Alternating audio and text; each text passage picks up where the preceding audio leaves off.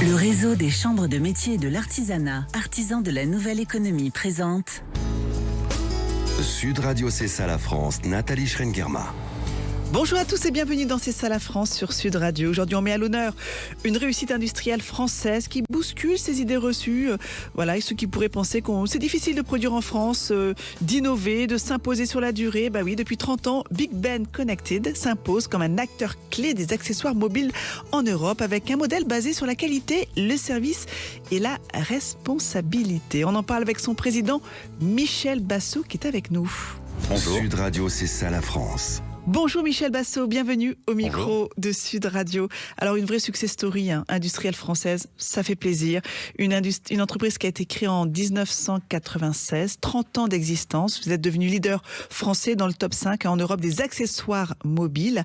Racontez-nous justement tous les produits que vous faites pour ceux qui nous écoutent. Que fabrique Big Ben concrètement ? Alors on va faire simple, le produit qu'on connaît mieux le tous, c'est notre téléphone mobile. Tout ce que vous pouvez mettre autour de votre téléphone, protège-écran, coque, chargeur, câble, support voiture, tout ça, c'est 4000 références et c'est ça notre métier, c'est fabriquer. C'est ça, jusqu'à 60% des coques produites en France, vous les fabriquez donc notamment dans les Hauts-de-France. On a un gros centre logistique de 29 000 m². Qui est basé à Douai. Et dans le souci de fabriquer mieux et aussi de manière responsable, dans les critères de choix de notre partenaire en termes d'industrie, nous souhaitons qu'il soit proche du stock, moins de transport, moins de CO2. Alors, produire en France, c'est un choix militant, c'est un choix économique ? Économique, militant, pragmatique et j'espère visionnaire. C'est-à-dire ? Alors en fait, lorsqu'on fabrique en France, c'est une évidence, le prix de revient du produit est plus élevé. Le coût de la main-d'œuvre est plus élevé, on ne pourra pas comparer la protection sociale en France ou dans les pays à bas coût, c'est une évidence.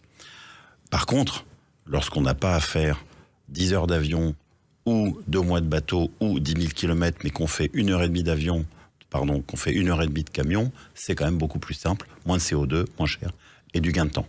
C'est ça, du gain de temps. Après, est-ce que le client est sensible justement à cette volonté aussi de l'entreprise d'être plus éco-responsable, peut-être aussi plus flexible dans sa façon de fabriquer ? Le consommateur aujourd'hui, l'éveil des consciences, c'est encore un petit peu lent, il faut le reconnaître. Par contre, dans les achats corporate ou B2B, lorsque une grande entreprise souhaite équiper ses flottes de téléphones, il y a des flottes qui font 30 ou 40 000 téléphones, il faudra 30 000 chargeurs, 30 000 câbles, etc., des supports.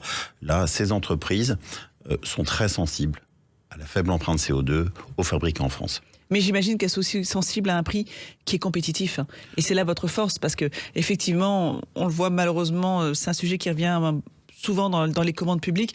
On peut avoir un prix proposé français qui va être plus élevé qu'un concurrent étranger. Et parfois, la balance ne se fait pas forcément du côté de la France. Alors vous soulevez 2 sujets. Le premier, c'est est-ce qu'il est possible de faire des produits grand public en France ? Oui. Est-ce que c'est difficile ? Oui, c'est beaucoup plus difficile. Fabriquer un tableau de bord d'Airbus, c'est très cher, c'est très complexe, mais il y a des clients. Quand par contre, il faut vendre une bonne coque et que quelque part, au-delà de 29 €, l'acceptation est plus difficile. Et alors, qu'on a beaucoup de concurrents, challenge. notamment sur le territoire asiatique. Il y a beaucoup de concurrents. Effectivement, on peut voir des marques que je ne citerai pas, Temu, Shine, etc., qui arrivent avec des produits qui, évidemment, sont non conformes, peu chers, n'ont pas payé toutes les taxes à l'entrée. Je ne dévoile aucun mystère, bien entendu, et ça ne va pas leur faire injure. Les règles de concurrence ne sont pas les mêmes. Bien sûr, très tout simple. simplement. Donc, quand les gens peuvent trouver des coques à 9 €, pour qu'on puisse nous leur vendre des coques à 29 €, il faut le bon canal. Il faut un bon produit, il faut que le premium soit sincère, que le client puisse mesurer que le produit est bien meilleur que celui avec qui il le compare, qui se disent « Ok, je vais faire ce petit effort de payer 29 € une coque parce qu'elle est de meilleure qualité et garantie à vie ». Alors ça, c'est important, garantie en vie, parce que du coup, il a aussi, je pense, fallu revoir votre business model pour pouvoir justement être compétitif.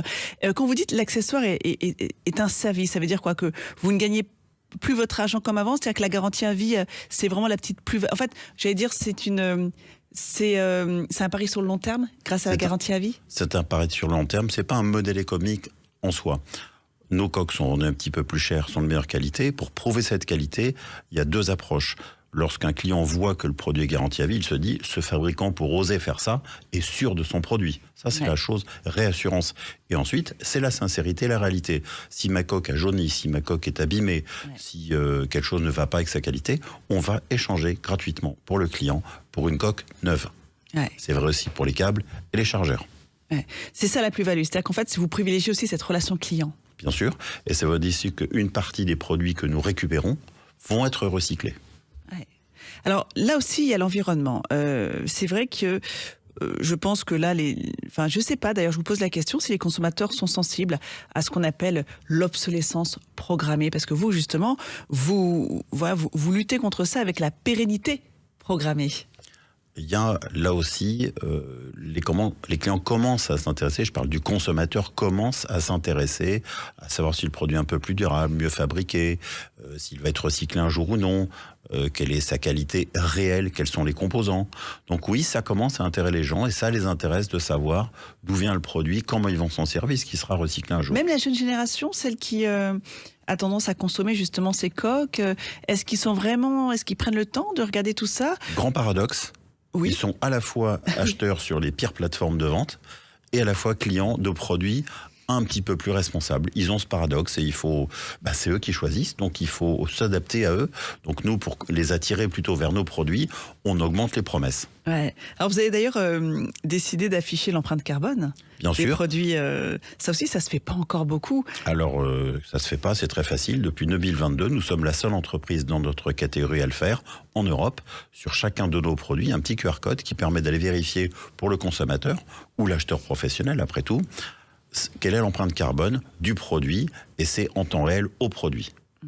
Alors quand on vous écoute, on se dit, mais finalement, la France reste un pays industriel compétitif, c'est possible. Et là, on parle de coques, on parle de tous ces accessoires qui touchent notre smartphone. Hein. Là encore, je le redis, on ne parle pas de technologie de pointe, on ne parle pas de produits cosmétiques haut de gamme, on parle vraiment d'un produit mass market du quotidien. Oui, c'est possible. Alors, c'est possible, et en même temps, pardon de vous corriger un petit peu, c'est assez complexe. On ne va pas faire du cours de chimie sur comment on fabrique une coque. Mais ce pour que je veux dire, illustrer... c'est que le savoir-faire complexe est très développé ailleurs. C'est-à-dire qu'on ne sait pas comme si c'était un... Enfin, je ne sais pas, alors peut-être que c'est un savoir-faire breveté. Alors, il y a des brevets, ouais. Mais on peut donner des exemples. Dans un chargeur, il y a près de 300 composants. Oui. Donc finalement, c'est complexe. Et une coque, elle peut être multi-injectée. Il y a plusieurs étapes. Du polycarbonate, du PU. Bon, je ne voulais pas rentrer dans le détail, mais vous m'y poussez. Donc ça demande en fait, c'est pratiquement une trentaine d'opérations industrielles pour produire une coque. Et le critère n'est pas tellement la difficulté, finalement, c'est une fois encore un critère humain. Il faut que lorsqu'on cherche un partenaire, les usines ne nous appartiennent pas, mais nous avons des partenaires, que le dirigeant de cette entreprise ait envie de ce relais de croissance et qui mette ses équipes avec lui, qui les emmène et qui prenne ce risque de changer un petit peu son métier, de passer de l'automobile, par exemple, souvent, c'était les plasturgistes en automobile, acceptent d'aller dans ce métier des coques. Grand bien leur font aujourd'hui, pour un certain nombre de partenaires, on est leur premier client. Ouais. Alors justement, quels sont les grands aménagements que vous avez dû faire au sein de l'entreprise pour pouvoir justement proposer tous ces produits à des prix compétitifs? 3, principalement, c'est changement culturel. Les coques, ça se vend 12 mois sur 12, ça se produit 12 mois sur 12. Ça veut dire que les entreprises qui acceptent de travailler avec nous et de profiter de ce business qui est là, il faut trouver des gens qui veulent bien ne pas prendre de vacances en août. Évidemment, ils les prennent en septembre. Et pourquoi pas en août? Avec la sortie de l'iPhone en septembre, il faut produire en août. Donc ça, c'était la première chose à faire, c'était ce petit changement culturel. Ensuite, il faut convaincre nos partenaires que finalement, d'investir pour diminuer la partie main-d'œuvre et n'avoir que de la main-d'œuvre qualifiée. Ça, c'est important d'acheter des machines qui vont permettre que le temps, le coût humain soit plus faible et on a des machines qui assurent aussi une meilleure qualité. Et troisièmement, ensuite, ça va être de pouvoir... un grand patron d'entreprise qui va pouvoir c'est pas moi qui les fabrique. Motiver. C'est pas moi qui les fabrique. Oui, c'est convaincre les gens d'y aller. C'est convaincre. Et ensuite, ça va être de faire évoluer en permanence le produit, d'innover. Chaque fois qu'une nouvelle matière sort, est-ce qu'elle est de meilleure qualité? Est-ce qu'elle est un petit peu moins chère? Un exemple, les granules que nous utilisons pour fabriquer nos coques viennent d'Allemagne. Ça paraît idiot, c'est pas du patriotisme mal placé, c'est simplement que plutôt que de faire 10 000 kilomètres pour acheter des granules un peu moins chers en Chine, il vaut mieux les payer un tout petit peu le cher en Allemagne, mais ils vont faire quelques centaines de kilomètres pour arriver à nos usines. Ça, c'est des petits gains qui permettent d'être plus agiles, plus efficaces, et c'est aussi la sincérité du produit. Tout est bien fabriqué en France, avec des sourcings européens en complément. Et j'imagine qu'il y a du coup un département recherche et développement qui est très actif, parce qu'effectivement, vous venez de le dire, c'est bien plus complexe qu'on ne pourrait le croire. Oui, tout à fait. Il y a 10 ans, par exemple, lorsque nous envoyions nos commandes en Chine sans trop savoir ce qui se passait derrière, nos équipes faisaient le design des produits. Aujourd'hui, nous avons des chefs de produits qui ont la compétence de dessiner des moules. Ça n'existait pas avant. Ouais. Donc on est devenu créateur, propriétaire de moules qu'on met à disposition de nos partenaires usines. Donc c'est aussi un changement de métier pour nous. Je parlais tout à l'heure d'évolution des compétences, ça en fait partie. Ouais, création de nouveaux métiers. Absolument. Sur le territoire. Il y a une partie qui est encore fabriquée en Asie, c'est ça? Vous êtes entre l'Asie et la France, en fonction des produits. Absolument. Alors, on peut dire qu'aujourd'hui, à la marque Force, plus d'une coque sur 2 est fabriquée en France. Pourquoi est-ce qu'on ne peut pas fabriquer certaines coques en France? Pour amortir l'outil industriel et les moules, il faut d'assez grandes séries. Certaines marques, comme Apple, ont des produits qui durent très longtemps. Le premier temps de possession aujourd'hui pour un téléphone en Europe, c'est 4 ans. Ouais. On est tranquille. D'autres marques, que je ne citerai pas, ont des produits qui ont une durée de vie d'1 an. On ne pourra pas amortir l'outil industriel. Donc ces coques de petit volume restent fabriquées en Chine aujourd'hui. Mais on espère arriver à optimiser suffisamment l'outil industriel, la chaîne logistique, pour qu'on puisse un jour tout faire en France. Vous espérez à combien de temps pouvoir justement... Quel délai vous donnez pour réussir peut-être à rapatrier toute la production? Ça, c'était la question piège d'aujourd'hui. Quelques années. Mais c'est impossible de dire parce qu'on le voit aujourd'hui avec le contexte géopolitique. Il y a beaucoup de fluctuations. Il y a des détroits qui s'ouvrent, qui se ferment. La partie transport, une coque fabriquée en France, c'est 60% de carbone en moins. Un chargeur, c'est 40% en moins. Mais si le transport devient un énorme problème, alors ça ira plus vite. Si le transport est facile, ça va moins vite. L'autre point fort de votre entreprise, c'est aussi la distribution. Le choix d'être distribué. Alors c'est étonnant, vos produits sont partout. Hein. Que ce soit de la FNAC aux stations de service, il y a cette volonté-là aussi d'être dans la proximité. 2 raisons. Parce que c'est là où oui, je vous en prie, je vous écoute. Pardon. 2 raisons pour ce choix. Le marché du téléphone mobile lui-même, le smartphone, accuse des baisses de 5 à 10% depuis des années, puisque les gens les gardent plus longtemps. En revanche, ils achètent des téléphones plus haut de gamme. On a tous envie d'avoir un téléphone qui fait des très bonnes photos. Et finalement, il nous faut nous adapter à la vie quotidienne des gens et de leur téléphone.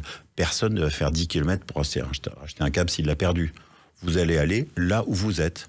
Vous êtes dans une enseigne de bricolage, il y a un câble, vous l'achetez. Vous faites Exactement. Le plein, vous l'achetez. Vous allez dans un magasin de décoration, il y a un câble, vous l'achetez. Là où vous êtes, personne ne va faire des kilomètres pour acheter un accessoire. Ça n'existe plus. Donc, à nous de nous adapter au fait qu'on doit être au bout de la main de nos clients. Et ça va avec l'augmentation de la durée de vie, puisque finalement, si on n'achète qu'une seule fois en même temps que le téléphone, pendant 4 ans, on va réacheter ce qu'on a perdu, le câble que le chien a mangé, la coque, le chargeur que vous avez bien de Talsi. Il y a beaucoup de raisons de perdre ces accessoires. C'est important pour l'entreprise d'avoir ce label Origine France Garantie, qui permet justement de certifier une production française pour la partie qui est faite en France. C'est fondamental. Économiquement, à terme, on pense que c'est un bon pari. Et il y a un élément qui me paraît fondamental, même s'il peut paraître anecdotique sur une coque ou un chargeur, c'est la souveraineté. Finalement, on voit aujourd'hui qu'en un contexte géopolitique assez troublé, je ne vois pas bien ce qui permettrait de le rendre plus paisible dans les années à venir. Quand il y a eu le Covid, tout le monde s'est réveillé sur les médicaments, c'est très important. Bien sûr, nos coques, c'est un petit peu moins important, mais de ne pas dépendre du contexte géopolitique, c'est très important. Cette souveraineté, on doit lutter pour l'avoir partout et remettre de la vie dans les territoires. On a une usine qui est dans la Somme, il y a peut-être quelques centaines d'habitants, mais c'est très bien, on apporte de la commande, ils ont réembauché, acheté des machines, agrandi les stocks, et ça c'est important pour nous. On redynamise de cette façon-là le territoire. Vous voyez, il y a beaucoup de raisons pour lesquelles être certifié Origine France Garantie, c'est important parce que ça donne la crédibilité à cette démarche. Alors, est-ce que l'entreprise a été créée il y a 30 ans? Oui. Il y a 30 ans, vous étiez déjà sur ces produits-là, ou bien ça a évolué au fil des années? Alors, il y a 30 ans, je ne dirigeais pas l'entreprise, mais je la connaissais déjà, puisque j'en étais son premier client, comme quoi l'histoire peut être parfois rigolote. C'était des coques beaucoup plus simples. Les téléphones avaient ce qu'on appelait des flips, pour ceux qui s'en rappellent, c'est-à-dire que le rabat était vers le bas. Il n'y avait pas d'écran, ou tout petit, on changeait les batteries, chaque connecteur était identique. C'était un monde beaucoup plus chaotique. Mais on était quand même déjà sur tout ce qui touche aux accessoires de téléphone portable. Dès l'avènement du téléphone, il a fallu des chargeurs, des coques de protection et beaucoup de batteries. À l'époque, on changeait la batterie de son téléphone. C'est une norme qui va revenir en 2027. Alors, vous êtes aux commandes depuis combien d'années de l'entreprise? Plus de 10 ans. Depuis plus de 10 ans. Alors, en 10 ans, quel bilan vous dressez de Big Ben Connected? Il faut de l'innovation, de la volonté, du rêve, ne pas avoir peur de tenter l'expérience. Nous avons réussi la marque Force depuis maintenant plus de 10 ans. C'est plus de 25 millions de produits premium qui ont été vendus. Mais avant ça, on avait créé une autre marque qui avait complètement raté au bout d'1 an. Alors, qu'est-ce qu'on peut vous souhaiter pour les prochaines années, pour Big Ben. Et le nom Big Ben Connected, c'est vrai, bon, c'est un nom anglophone pour le coup. Pour le moins. Ouais. Alors mon patron, aujourd'hui, a d'abord commencé par vendre des montres. Et en allant à Londres, il a pensé Ah, à Big Ben. tout Comme ça, on simplement. est une entreprise bien française qui s'appelle Big Ben. Qu'est-ce qu'on peut nous souhaiter? De continuer à réussir, à innover, à accroître le nombre de points de vente et à accroître encore la production en France. Merci beaucoup Michel Bassou d'avoir pris Merci à le vous. temps d'échanger avec nous sur le succès de Big Ben Connected et puis sur votre parcours au sein de cette entreprise. Un grand merci à vous. On va se quitter un court instant, puis après on va aller se balader avec Thibaut, notre French Trotter.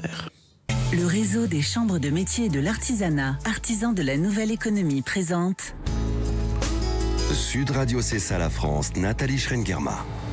Et nous voilà de retour dans C'est ça la France, l'émission du savoir-faire français.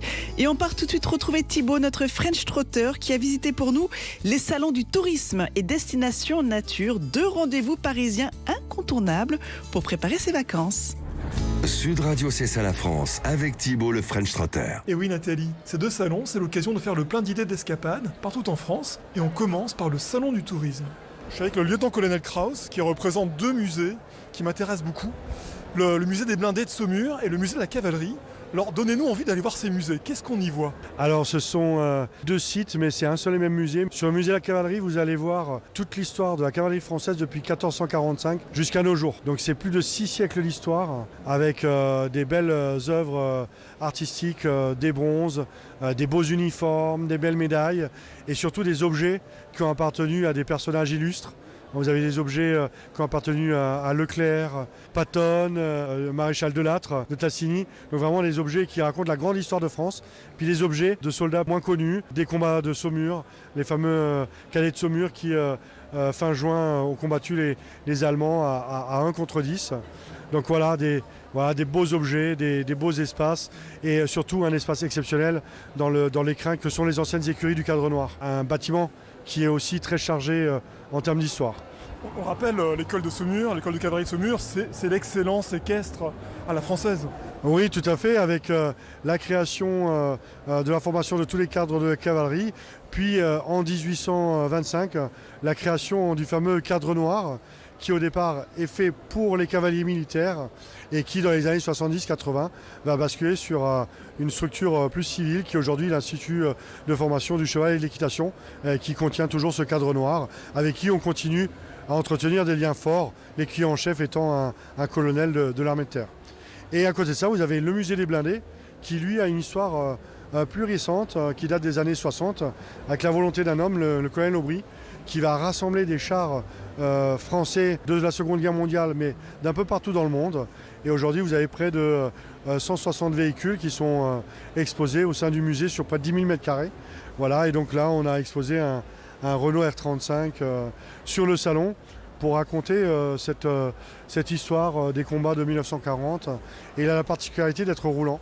C'est un des 2 R35 roulants au monde. Il est décoré de manière particulière? Oui, il a des couleurs un peu particulières. Donc en 1935, on a une palette de 16 couleurs réglementaires. Là, on en a 7 sur le char, dont un violet et un mauve qui sont assez frappants. Mais c'est là aussi pour interpeller le public, mais c'est des couleurs qui auraient pu être peintes sur les chars de l'époque. Et les musées sont ouverts tous les jours? Donc jusqu'en juillet, ils sont ouverts tous les jours, sauf le jeudi. À partir du mois de juillet, ils sont ouverts tout au long de la semaine. Merci beaucoup mon colonel, on viendra. Merci beaucoup à vous. Passons maintenant du côté du salon Destination Nature. Je suis avec Yvanine de Destination Luberon. D'ailleurs, on dit Luberon ou Luberon? Alors moi je préfère utiliser Luberon. Par chez nous c'est plutôt ça qu'on utilise. Alors donnez-nous envie de venir dans le Luberon. Des pépites, des destinations un petit peu hors des sentiers battus. On connaît Cavaillon, on connaît Cordes, mais il y a beaucoup d'autres choses. Oui, vous avez tous nos petits villages perchés qui sont très jolis à visiter. Vous avez par exemple Opède-le-Vieux, vous avez aussi Lourmarin. Quels sont les savoir-faire de la région? J'aime beaucoup mettre à l'honneur moi le terroir parce qu'on a vraiment beaucoup de producteurs, que ce soit de vin, que ce soit d'huile d'olive. On a aussi des maîtres confituriers par exemple, pour les fruits confits aussi. On met aussi en avant la truffe à certaines saisons. On a la truffe d'été, la truffe d'hiver. En 2 mots, pourquoi il faut visiter le Luberon? C'est une destination très authentique pour les amoureux de la nature qui aiment s'évader un peu des sentiers battus. On a des randonnées qui peuvent être accessibles à tous, de la randonnée familiale très facile jusqu'à la randonnée assez difficile, voilà. Où on va découvrir des producteurs, où on va pouvoir vraiment s'immerger dans la partie très intime un peu du Luberon. Merci beaucoup Yvanine, voilà, un territoire à découvrir avec toutes ses richesses. Voilà Nathalie, c'est tout pour aujourd'hui, je vous retrouve la semaine prochaine. Merci beaucoup Thibaut, on retient toutes ces belles idées de destination. On vous retrouve la semaine prochaine. Merci à vous chers auditeurs, mais oui, rendez-vous la semaine prochaine, même jour, même heure et même radio. Et surtout d'ici là, portez-vous bien.